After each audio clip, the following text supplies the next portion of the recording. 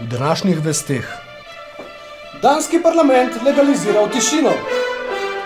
Nosim čuden klobuk. Kaj klobuk? Čepico. Odkrili zdravilo za Hexenschuss. Iz ljubljanskega studia 136, to so vesti na vesti.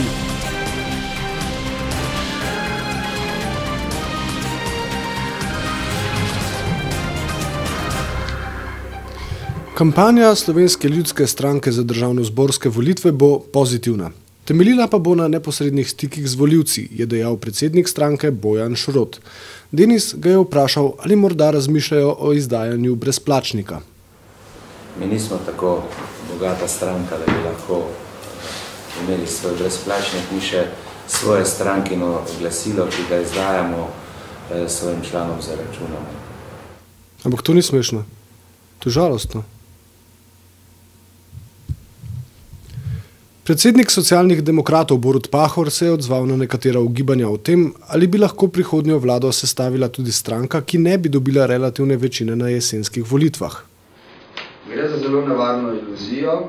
Kdor bo zmagovalec teh volitev, bo po mojem mnenju tudi sestavil vlado.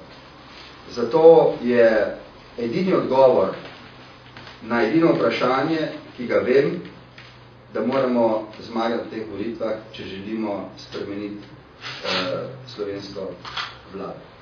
Poslanska skupina Zares zaradi dogodkov v zvezi z odpadanjem protipožarne zaščite v stari galeriji predora Šentvid zahteva sklic nujne seje odbora Državnega zbora za promet. Na njej naj bi razpravljali o politični odgovornosti za dogodke.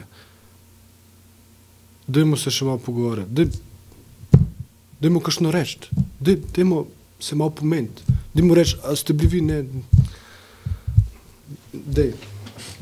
Je pa gotovo jasno to, da smo tako rekoč pred volitvami in da bi kakršnekoli zahteve za zamenjavo ali karkoli podobnega bile nesmiselne, neučinkovite. Na vsezadnje se bo o tem izrekali tudi volivke in volivci v celi Sloveniji. Podpredsednik Zares Franci Kek in član stranke Franko Juri pa sta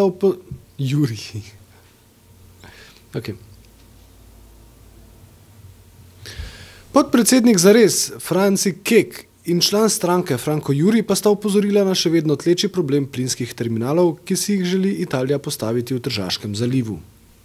In javno sprašujemo zunanje ministrstvo, ali je bilo v času slovenskega predsedovanja je prišlo vsaj do enega sestanka, bilateralnega ali multilateralnega, na to temo, ali so zahtevali takrat odgovor Evropske komisije, so zahtevali spoštovanje evropskih direktiv. Občutek imamo, da te diplomatske akcije žal ni bilo. Da se vsi sam nekaj pogovarjajo. Dajmo to se domeniti, da se nekaj domenimo, mislim, pizdarija. Rabimo diktaturo, ne pa svinganje po strankah levo desno. Ni nekaj obrat se sen. Delničarji so na skupščini Mercatorja izglasovali predlagano dividendo v višini 4,25 evra na delnico. Predsednik uprave Žiga Debeljak je pojasnil, da je tudi Mercator žrtev inflacije, bogi revež. Škodila pa naj bi jim tudi negativna propaganda, ki jih prikazuje kot so krive za rast cen. Srutki. Stalno ponavljanje neresnic in neutemeljenih očitkov o tem, da ne bi bil Mercator in trgovina kriva za podražitve, vpliva tudi na zavest potrošnikov in zmanjšuje zaupanje v trgovino in v ugled Mercatorja. Kar ni povsem res. Primer, Magnifico je peder. Dvomim, da kdo od Slovencev misli, da je Magnifico zares homoseksualec. Ampak pustimo, to je politika, kjer se veliko govori. Mestna občina Ljubljana in podjetje Snaga sta predstavila delovanje podzemnih smetnjakov, ki naj bi v bližnji prihodnosti nadomestili klasične smetnjake, ki kazijo podobo mestnega jedra, Padski grdi.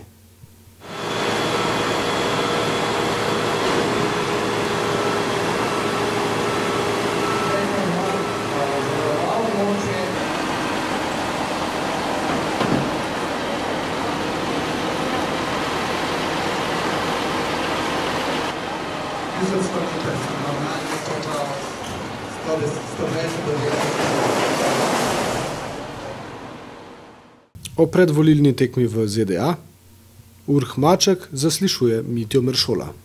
Dobro dan, z nami je Mitja Meršol. Nekaj let, oziroma kar veliko let ste bili dopisniki iz Amerike, tako da danes komentiramo dogajanje na parketu notranje političnem ameriškem. Pa me zanima, 2 dni mislim, da bo uradni kandidat demokratov tudi Obama ratov. Me zanima, kako mu kaže v primerjavi z McCainom in tako naprej. Ja. Torej, konvencija demokratske stranke v Denverju je podobno kot vse dosedanje konvencije, predvsem zaradi tega, da pokaže nekakšno enotnost stranke, da na njej lepo nastopijo govorniki in povedo, kot je zdaj povedala to Obamova žena, kako so vsi za skupaj. Zdaj bosta nastopila še zakonca Clinton, Hillary pa Bill. In seveda v četrtek bo potem tudi Obama uradno proglašen za predsedniškega kandidata. Tudi nastop Joea Bidena bo zelo pomemben, še zlasti zato, ker bi ga morali nekako uvrstiti v razmere in v kontekst tega, kar se dogaja sedaj na mednarodnem področju, zlasti kar se tiče odnosov med Združenimi državami Amerike in Rusijo, oziroma med NATO-om in Rusijo, zaradi Gruzije, zaradi dosti napetega stanja tam, ki vnovič vrača nekako obe velesili v blokovska razmerja in nasprotja, tako da je to seveda zdaj stvar, v kateri Biden kot glavni strokovnjak ameriški za širitev NATO zelo dobro ve in bo lahko marsikaj povedal. Vprašanje pa je, če bo to lahko pomagalo Obami, ki ne velja oziroma ki se je žal izkazal za nepoznavalca mednarodnih odnosov in je prav tudi zaradi tega pravzaprav Bidena imenoval za svojega podpredsedniškega kandidata. Šport in retorika. Predsednik republike Danilo Türk, za vse tiste, ki ste pozabili, kako izgleda, prilagamo njegovo fotografijo, je na Brdu pri Kranju sprejel slovensko olimpijsko odpravo. Čestital jim je za izjemne dosežke in spomnil na potrebo po zagotovitvi eksistence vrhunskim športnikom. Primož Kozmus, dobitnik zlate kolajne v metu kladiva, je ta čas eden glasnejših zagovornikov interesov športnikov. Jaz osebno imam podporo, da jaz se borim za vse športnike. Kajti poznam pa športnike, ki so osvojili olimpijske kolajne, sedaj pa delajo kot redarji v nekih nočnih klubih. In to se mi zdi sramotno za državo in to treba poskrbeti tudi za te, ki so že končali kariero. Slovenija, Slovenija, Slovenija, kulturac. Glej, Jan, jaz sem tudi ninja, tako kot Vita.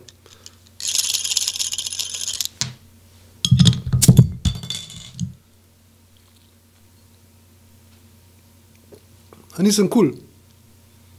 Ti si kul.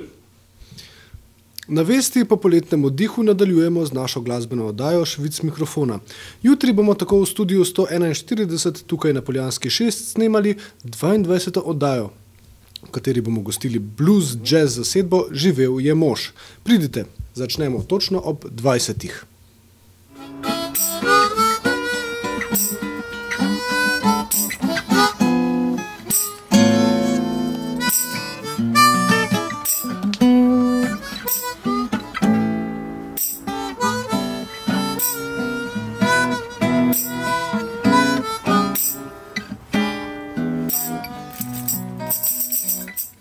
Še vreme, če bi bilo v politiki več žensk, bi neprenehoma deževalo. Iz ljubljanskega studia 136, to so bile Vesti na Vesti. Uživajte v tišini.